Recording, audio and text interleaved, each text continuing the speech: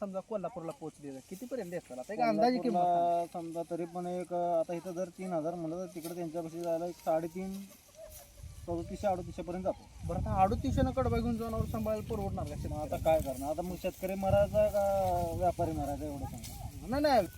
नमस्कार पशुपालक शेतकरी मित्रांनो, तर आज आपण आलोय मंगळवेढा तालुक्यातील बोराळ या ठिकाणी. या परिसरात येऊन आपण आता चालू कडब्याचे दर काय आहेत आणि तूर भुसा असेल, त्या ठिकाणी हरभऱ्याचा भुसा असेल, अशी संपूर्ण चाऱ्या संदर्भात आपण माहिती घेणार आहोत. तर शेतकरी मित्रांनो, चॅनलवर कोण नवीन असेल तर चॅनलला सबस्क्राईब करून घ्या, म्हणजेच आपल्याला घर बसल्या चारा असेल, सांगोल्याचा बाजार असेल, असे संपूर्ण व्हिडिओ आपल्यापर्यंत येऊन पोहोचतील. तर आपण जास्तीचा वेळ न घालवता व्हिडिओला सुरुवात करूया. नमस्कार दादा, नमस्कार. आपला परिचय? माझं नाव परमेश्वर चौगुले, मी राहणार मुंडेवाडी, तालुका मंगळवेढा. चौगुले साहेब, आता मी आता इथं आल्यानंतर बघितलं की बाबा इथं कडबा काढायला चालू आहे. विक्री किती निघतो कडबा? विक्री साधारणतः 400, 450, 500 आसपास निघतो. 450 ते 500. बरं, ही कडबा विकताय का तुम्ही? हा विकतो.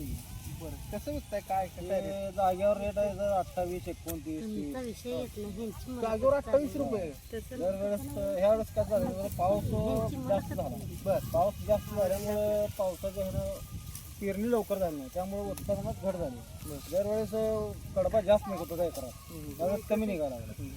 त्यामुळे कडब्याचं प्रमाण कमी झालं आणि हरभरा जास्त झाला. त्याच्यामुळे कडब्याचं रेट वाढलेलं आहे.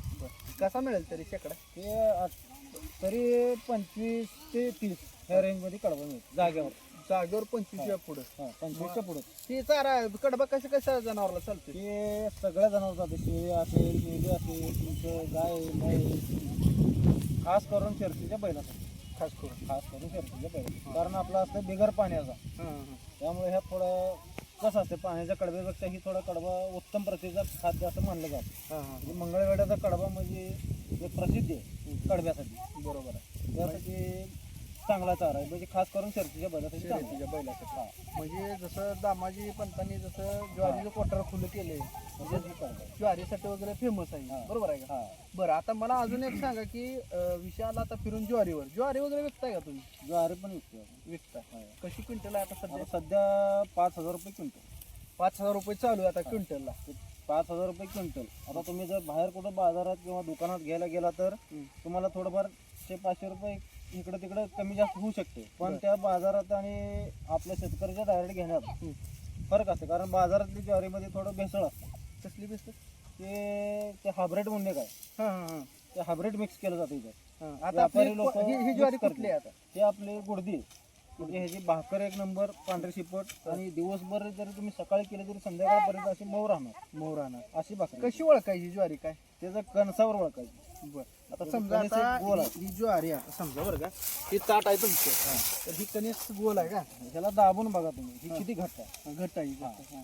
आणि ह्याच्यात जर दुसरं बघितलं तर तुम्ही एकदम पोकळा एवढं उंच असते. म्हणजे उंचीला जास्त आणि पोकळ असतं. पोकळ असते. आणि हे उंचीला कमी पण भरीव घट्ट आहे. भरीव. बरं. तर ही कुठली म्हटला ज्वारी? गुडदी. आणि ही आपल्या भागात हीच असते का अजून कुठल्या? जे ते शेतकऱ्याच्या ह्याच्यावर असते. बरोबर. कुठली ज्वारी असते? 35 मालदांडी आहे, 20 आहे, पुन्हा ही आपली गुडदी आहे, बऱ्याच प्रकारची ज्वारी. 2-4 टाईप. आता जर समजा एखादा शेतकरी असेल किंवा काय पुण्या मुंबईला राहणारे लोक आहेत, त्यांना ह्या परिसरामधली ज्वारी असेल किंवा काय शेतकऱ्यांना पुण्यामध्ये बारामती, सातारा, कोल्हापूर, कराड ह्या भागात तुम्हाला बरेच फोन येत आहेत की त्यांना ज्वारी पाहिजे असते, कडबा पाहिजे असते, तुरीचा भुसा असेल, पुन्हा हरभऱ्याचा भुसकाट असेल, तांबा म्हणतो त्याला, ते असं सगळं त्यांना लागतंय. मग ह्या लोकांसाठी जर तुम्ही म्हणजे त्यांना पोच द्याल म्हणजे काय काय देणार बाबा? ज्वारी देऊ शकता तुम्ही? ज्वारी देऊ शकतो आपण, कडबा देऊ शकतो, हरभऱ्याचा भुसा देऊ शकतो, तुरीचा भुसा देऊ शकतो. आता सध्या तुरीचा भुसा संपलाय, पण सीझन बाय सीझन आपण त्यांना सगळ्या प्रकारचं खाद्य देऊ शकताय. बरं, आता महत्वाचं आता एक सांगायचं राहिलं की तुरीचा भुसा आता संपलाय आणि हरभऱ्या भुसा काय भावाने देतात? हरभऱ्याचा भुसा कसा आता इथले एक 10-20-30 किलोमीटरच्या आसपास असेल तर 8, 8.5, 9 रुपये किलोच्या आसपास बसते. म्हणजे पोच देताय? पोच.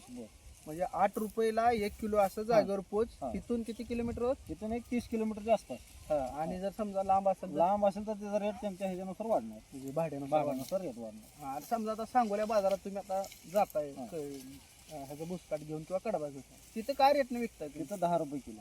10 रुपये किलो म्हणजे ट्रॅव्हलिंग चार्ज ट्रॅव्हलिंग चार्ज हे सगळं आलं. आता हे बुसकाट कुठल्या कुठल्या जनावरला चालतंय? ती मुस्काट शेळ्या, मेंढ्या, म्हैस, गाय सगळ्याला चालते. ती पण चालतंय सगळ्याला सगळं. चालते. बरं आता बऱ्यापैकी लोक अगोदरच्या काळात म्हणत होते की हरभऱ्या बुसकाट खात नाही, मग त्याला काय करावं लागते खायसाठी? त्याला काय करायचं, सकाळी थोडं 1 तासभर पाण्यात टाकायचं. बरं हां पाण्यातनं काढून त्याला साईडला का पोत्यावर ठेवलं हां. की परत तुम्ही संध्याकाळच्या द्या टायमाला तुम्ही देणार. आता सकाळी भिजू घातलं तर ते संध्याकाळी द्यायचे. म्हणजे समजा तुमचं काय बाकीचं जे खाद्य आहे, पेंड असेल, भाडा असेल, भुसा असेल, काय असेल, त्यात जर मिक्स करून जर तुम्ही टाकलं तर ते एक उत्तम प्रतीचा चारा तयार होतो त्याचा. हां म्हणजे ती सुद्धा बिन पाण्याचं असते? बिन पाण्याचं.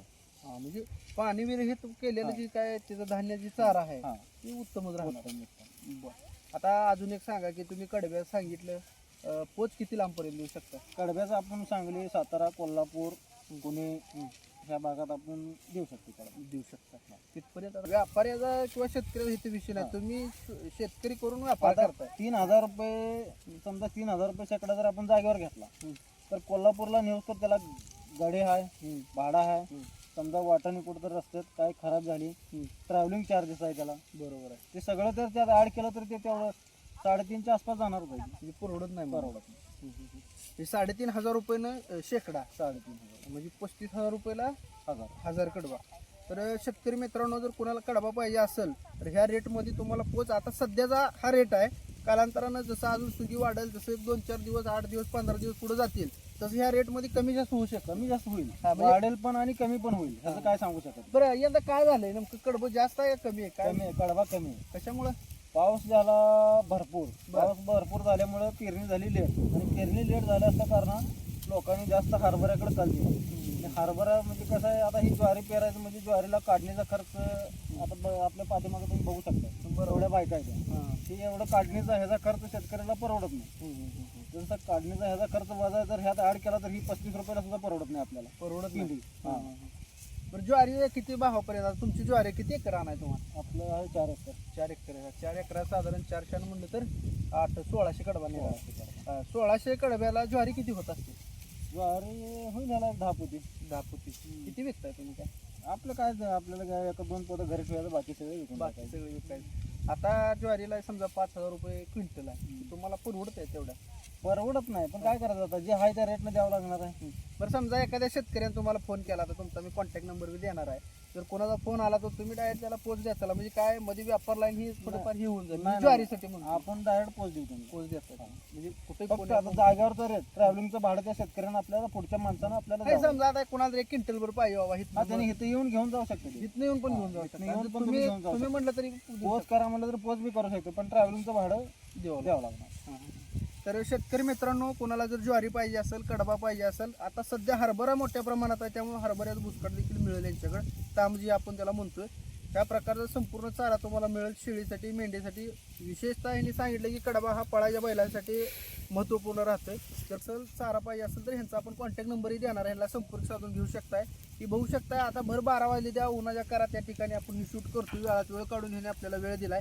तेवढी माणसं असल्यावर मित्रांनो पाणी प्यायला सुद्धा वेळ मिळत नाही, पण ह्याने अक्षरशः कसं आहे एक प्रकारची सेवाच करतायत की बाबा लोकांपर्यंत जाऊन ही कडबा गेला पाहिजे, ह्यांना बी 2 पैसे मिळायला पाहिजे आणि लोकांपर्यंत ज्याला गरज आहे त्याला कडबा मिळाला पाहिजे आणि ज्वारी पण मिळाली पाहिजे, हा यांचा उद्देश आहे. आणि ह्या रानात फक्त वर्षातून 1 पीक घेतले जाते, त्यामुळं ही अगदी निरोगी आणि चांगल्या प्रतीचं धान्य या ठिकाणी पिकवलं जाते. कुठल्याही प्रकारची फवारणी नाही, कुठल्याही प्रकारचा त्या ठिकाणी खत बीज तसलं काय नाही, सरकारी खत एकदम सेंद्रिय खतापासून ज्वारी मंगळवेढा भागातील मुंडेवाडी असेल, बोराळ असेल ह्या शिवारामध्ये पिकली जाते. जर कुणाला पाहिजे असेल ह्यांचा संपर्क साधा. अजूनही आपल्या चॅनलवर असे व्हिडिओ आपण टाकणार आहे, चॅनलला सबस्क्राईब करून घ्या, म्हणजेच आपल्याला घर बसल्या संपूर्ण बाजार असेल किंवा ही चाऱ्या संदर्भात ज्वारी संदर्भात माहिती मिळून जाईल. जास्तीचा वेळ न घालवता आपण व्हिडिओला इथंच थांबू आणि वेळात वेळ काढून येणे आपल्याला वेळ दिल्याबद्दल त्यांचा आपण आभार मानू. धन्यवाद दादा. झालं.